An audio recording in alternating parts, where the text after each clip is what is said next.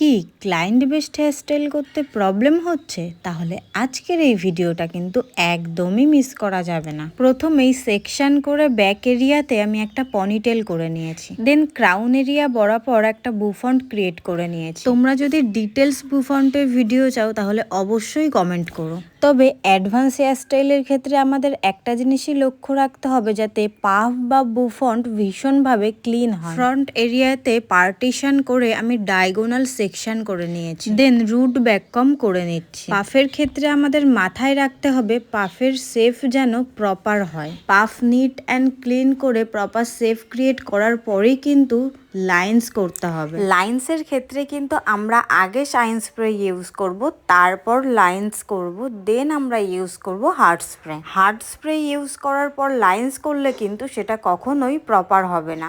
আমি এখানে ইউপিনের ইউজ ছাড়াই কিন্তু লাইন্স ক্রিয়েট করেছি, তোমরা এখানে ইউপিনেরও ইউজ করতে পারো। দেন ব্যাক এরিয়াতে একটা বান ক্রিয়েট করে নিয়েছি।